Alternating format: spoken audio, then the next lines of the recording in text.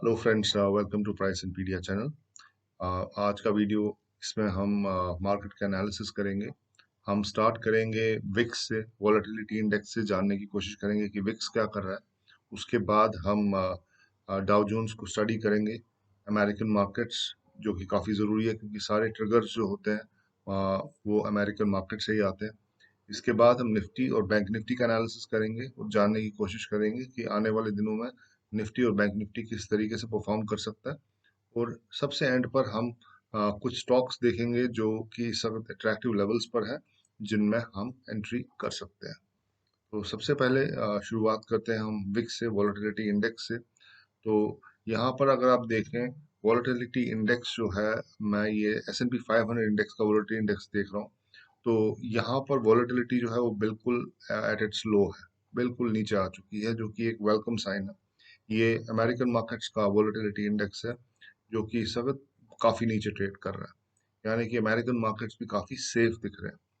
इसके बाद एक बात यहाँ पर आपको बताना चाहूंगा कि ये जो वॉलेटिलिटी यहाँ पर बढ़ी थी, ये वो इलेक्शन के टाइम पे बढ़ी थी। यहाँ पर उससे पहले भी वॉलेटिलिटी बढ़ी थी, यानी कि 28 के आसपास बार बार वॉलेटिलिटी आ चुकी है, लेकिन आज की डेट में वॉलेटिलिटी काफ़ी नीचे है। उसके बाद अगर हम इंडिया विक्स को देखें, इंडिया विक्स में आप देखें, अगेन यहाँ वॉलेटिलिटी डिक्रीज हो गई है। वॉलेटिलिटी डिक्रीज होने का मतलब यही है कि stock market is in the safe hand, यहाँ पर कुछ ऐसा गड़बड़ होने के चांसेस नहीं है। तो उसके बाद अब हम डाउ जोन्स पे चलते हैं। डाउ जोन्स में देखते हैं कि वहाँ क्या हो रहा है। यहाँ पर if you look at Dow Jones chart, we have been monitoring this chart from quite a long time, right? These two lines are not alien to you because you have seen these two lines. It's a range bound business going on in the Dow Jones as of now. If you can see that this 34,465 has emerged as a very good support here. Now, the point is that this line has been tested many times. It has been tested 1, 2, 3, 4, 5, 6, 7, 8, 9, 10 times in the last around 10 trading days. This was the candle which broke this range, and after that, price is testing this range many times. But if you see the last two candles here, the last two candles, they have a little higher shadows, and the lower shadows are smaller than the higher shadows. So let's hope that this level doesn't get broken. These two candles don't look so good. At the same time, they don't look threatening as well. So only time will tell how the American markets do as far as this level is concerned. But the point is that we don't want these two candles to close below this 34,465 levels. If we see a closing below this, then it can be a tough thing for our Indian markets, because right now our Indian markets would be taking cues from American markets. Till now, we were having results coming and all that. So everything was getting driven by those results. But now the results are gone. Now the only trigger which we have is the American market. तो जहां तक इस chart का ताल्लुक है दोस्तों, तो यहाँ पर आप देख रहे हैं कि प्राइस इस 34,465 की लेवल को काफी देर से रिस्पेक्ट कर रहा है। तो यहाँ जब तक ये प्राइस इस 34,465 के ऊपर है, तब तक हम ये कह सकते हैं कि अमेरिकन मार्केट जो है वो स्टेबल है। लेकिन इस 34,465 के नीचे की क्लोजिंग जो है वो थोड़ी ऑमिनस हो सकती है, वो हमारे मार्केट्स के लिए बहुत थोड़ी मुश्किल भरी हो सकती है। तो आपको इसको मॉनिटर करना होगा कि प्राइस इसके नीचे क्लोज ना हो। जब तक प्राइस इस लेवल के ऊपर है, और अगर यहाँ से प्राइस डिसाइड करता है कि मुझे और ऊपर जाना है, तो फिर आप ये समझ सकते हैं कि आने वाले दिनों में निफ्टी में या फिर बैंक निफ्टी में हमारे मार्केट्स में काफी अच्छी मूवमेंट देखी जा सकती है। और सिर्फ ये चीज देखनी जरूरी है कि प्राइस इस लेवल के नीचे क्लोज ना हो। तो ये था अमेरिकन मार्केट्स में हमने डाउ जोन्स को एनालाइज किया। अब हम चलते हैं अपने मार्केट्स की तरफ। सबसे पहले बैंक निफ्टी में देखते हैं कि बैंक निफ्टी में क्या हो रहा है। ये चार्ट आपके सामने बैंक निफ्टी का खुला हुआ है। तो बैंक निफ्टी में ये हमारा रेफरेंस चार्ट है। हम इसी चार्ट की यही लाइनें बार बार, हमने ये लाइनें काफी दिनों से चालू रखी हुई है। We have not taken these lines out. So this is our reference structure as far as bank Nifty is concern. Bank Nifty के लिए जो पहले रेजिस्टेंस था, it was 32,474। This was the first resistance. Price was not able to cross it, then the price broke it, and then it entered a downward wedge. This wedge got broken on the downside here, and after that we saw that there was a support here, and that support took Bank Nifty up to 34,100, and then Bank Nifty formed a double bottom here, With this double bottom, it started its journey upwards. So right now, this is the top as far as the bank Nifty is concerned. ये top है, यानी कि 35,800 की level जो है वो bank Nifty के लिए एक टॉप बन चुका है, एक ऐसी लेवल बन चुका है कि जो इसको चैलेंज कर रहा है। लेकिन at the same time we have seen that कि ये जो 34,600 की जो लेवल है, यहाँ पर एक सपोर्ट बहुत अच्छा मिल रहा है। तो यहाँ पर एक डबल बॉटम बना है, ये मैं आपको दिखाता हूँ यहाँ पर एक सेकंड। यहाँ पर एक बॉटम बना है और यहाँ पर एक और बॉटम बना है। तो ये दो बॉटम बनने का मतलब ये है कि बैंक निफ्टी जो है अब यहाँ से ऊपर की तरफ जा सकता है। तो यहाँ पर मेरा ख्याल है हम बैंक निफ्टी में एक पोजीशन ले सकते हैं जो कि ऊपर की तरफ होगी, एक बुलिश पोजीशन होगी यहाँ पर। तो 34,600 would be our stop loss. We don't want Bank Nifty to close below this. Bank Nifty इसके नीचे क्लोज होगा तो काफी वीक हो जाएगा। जब तक बैंक निफ्टी 34,600 के ऊपर है तो बैंक निफ्टी में एक अच्छा अपसाइड है। तो this is bank Nifty. Now let's move on to Nifty chart. दोस्तों, ये हमारा निफ्टी का रेफरेंस स्ट्रक्चर है। तो ये स्ट्रक्चर हम काफी दिनों से स्टडी करते आ रहे हैं। तो एक बार फिर से मैं आपको इसका एक क्विक रिवीजन करा देता हूँ कि इसमें क्या हो रहा है। तो हम अब ज्यादा डीप डेप्थ में नहीं जाएंगे इसके कि पुराना क्या हुआ।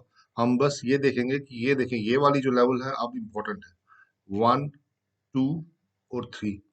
यहाँ पर जो प्राइस है बार बार यहाँ पर एक बार रेजिस्टेंस खाई, यहाँ पर एक बार रेजिस्टेंस खाई, प्राइस नीचे किया और फिर देखें आप यहाँ पर कितने स्ट्रगल के बाद प्राइस वापस इस लेवल को क्रॉस कर पाया। ये देखिए, यहाँ से लेके यहाँ तक करीब करीब 3 महीने लगे इस निफ्टी के प्राइस को इस लेवल पे वापस आने के लिए। बाद में ये 15,360 की लेवल जो है ये यहाँ पर ब्रेक कर दी गई। तो उसके बाद आप देखेंगे निफ्टी ने एक अच्छा मूव ऊपर की तरफ दिया। तो अब निफ्टी को अगर हम देखें तो मेरे हिसाब से निफ्टी जो है वो थोड़ा ओवरबॉट लग रहा है मुझे। तो निफ्टी में मेरा ख्याल है हमें पोजीशन नहीं बनानी चाहिए, क्योंकि यहाँ से मुझे निफ्टी थोड़ा रेंज बाउंड ही लग रहा है। अगर एक आध दिन यहाँ पर एक अप मूव मिल भी जाता है तो लेकिन मुझे निफ्टी थोड़ा रेंज बाउंड ही लगता है आने वाले दिनों में। लेकिन बैंक निफ्टी जो है एक अच्छी लेवल्स पर है। तो बैंक निफ्टी में हम बड़े आराम से पोजीशन बना सकते हैं यहाँ पर, और हमारा टारगेट जो होगा वो करीब करीब 36,000 तक बड़े आराम से अचीव हो सकता है। तो अगर given a choice out of Nifty and bank Nifty, I will definitely go for Bank Nifty because Bank Nifty is at more attractive levels. It's not so overbought, whereas Nifty जो है वो काफी overbought लग रहा है। और मैं समझता हूँ कि आने वाले दिनों में निफ्टी जो होगा वो थोड़ा रेंज बाउंड ही रहेगा और इसका जो स्प्रेड होगा वो उतना कुछ खास मुझे नहीं लग रहा है कि ऐसा ज्यादा कुछ होगा। तो out of the two, Nifty and bank Nifty, I would suggest to go for bank Nifty. तो ये था एनालिसिस दोस्तों निफ्टी का। अब हम चलते हैं निफ्टी आईटी की तरफ और जानने की कोशिश करते हैं कि वो कौन से स्टॉक्स है निफ्टी आईटी के जो अभी भी अट्रैक्टिव लेवल्स पर है और जिनमें हम एक बाइंग पोजीशन ले सकते हैं। बहुत पहले मैंने आपसे कहा था कि मैं निफ्टी आईटी का वीडियो बनाऊंगा, लेकिन अनफॉर्चुनेटली वो मुझे कुछ टाइम नहीं मिला, because I am little bit busy with the seminar and all that. तो सेमिनार के लिए मुझे काफी कुछ मटेरियल बनाना पड़ रहा है। So that's the reason I was not able to present you the video for Nifty IT. So today, let's move ahead and let's try to find out what's good in Nifty IT and which stocks are at attractive levels. Let's go ahead. हाँ तो दोस्तों, last week जब मैं ये video बनाने वाला था Nifty IT का, तो उस टाइम पे निफ्टी आईटी जो था वो इन लेवल्स पे था और तब मुझे लग रहा था कि ये निफ्टी आईटी एक ब्रेकआउट देने वाला है और एक्चुअल में वो ब्रेकआउट हुआ और निफ्टी आईटी अब इस रेंज से बाहर आ चुका है। और अगर आप ये रेंज देखें, ये रेंज कब से बनी हुई है, ये 2021 के स्टार्टिंग की रेंज है और आज जून हो रहा है। तो करीब करीब 6 महीने की जो रेंज है इसका ब्रेकआउट निफ्टी आईटी ने दिया है यहाँ पर। तो लास्ट वीक मेरे पास काफी स्टॉक्स थे निफ्टी आईटी के जो अट्रैक्टिव लेवल्स पे थे। उसमें ई क्लर्क्स था जिसने बाद में 20% का अपसाइड दिया, एम्फेसिस था जो मैं बहुत पहले आपको दे चुका हूँ। तो लेकिन अब मेरे पास सिर्फ 3 स्टॉक्स ऐसे हैं जो अभी भी अट्रैक्टिव लेवल्स पर हैं आईटी सेक्टर में, जिनमें आप अभी भी इन्वेस्ट कर सकते हैं। तो वो 3 स्टॉक्स कौन से हैं, आइए देखते हैं। सबसे पहला स्टॉक जो मैंने उसी दिन ढूंढ लिया था वो था टाटा एल्क्सी का। उस वक्त प्राइस इस ट्रायंगल के टिप पे था और अब जो प्राइस है वो हल्का सा बाहर आ चुका है। लेकिन अभी भी मैं समझता हूँ कि टाटा एलेक्सी के अंदर जो है एक अपसाइड है। अब ये जो ट्रायंगल आप देख रहे हैं, ये ट्रायंगल कितने दिनों में बना है? ये ट्रायंगल मेरा ख्याल है करीब करीब 1 से 1.5 महीने में बना है ये ट्रायंगल। और अगर इस ट्रायंगल को बनने में 1.5 महीना लगा है, तो जाहिर सी बात है ये अप ट्रेंड कम से कम 10 या 15 दिन तक तो चलनी चाहिए। तो यहाँ पर टाटा एलेक्सी में आप एंट्री ले सकते हैं। अगर जरा सा भी डिप मिले टाटा एलेक्सी में तो आप एंटर कर जाए। आपका जो स्टॉप लॉस होगा, your stop loss should be at around 3589 and your targets can be around, I would say, 4300, right? So we can expect that Tata Elxsi can move for coming 10 to 15 days, although it has come out of this consolidation, but there's still a lot of scope in Tata Elxsi to move ahead. If you look at the historical charts of Tata Elxsi, let's try to see what's happening in this stock. See, this stock has gone massive. This stock has gone from 500 levels, now it's at 3800 levels. So I don't know how much that means, but I think it means a lot of percentage times the stock has gone up. So now there's a consolidation happening and the results have been also very good. So we can expect कि stock will go higher. हम expect कर सकते हैं कि ये stock अभी और ऊपर जाएगा। अभी इस consolidation में से बाहर आया। इससे पहले आप देखिए जब ये इस triangle में से बाहर आया था तो उसने कैसा मुंह दिया था। ये देखिए ये मुंह जो है ये कितना बड़ा मुंह था। तो अभी भी ये फिर से उसी ट्रायंगल्स में से बाहर आया है। तो अभी भी ऐसा चांस है कि ये एक अच्छा मुंह दे सकता है। ये वाला जो मुंह अगर आप देखें, इस मुंह को मैं आपके लिए थोड़ा एक्सपेंड करता हूँ। ये मुंह कितना बड़ा था? ये 54% का मुंह था, राइट? और अब अगर हम अब ये बड़ा ट्रायंगल था, ये तो छोटा ट्रायंगल यहाँ पर है। तो यहाँ पर भी हम मेरा ख्याल है कम से कम ज्यादा नहीं तो 20-25% तक का अपसाइड तो बड़े आराम से देख सकते हैं। So 4,400 levels looks quite achievable in Tata Elxsi.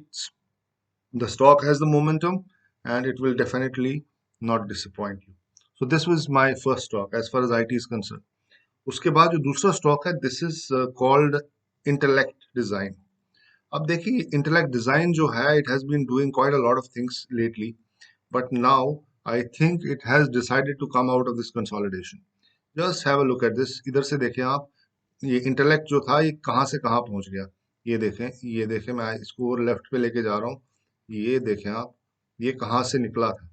Intellect design 45 रुपए का स्टॉक था और 45 रुपए से वो 750 का हो गया। तो आप देखें इसने कितना अपसाइड दिया है। It has given upside of around 1551%।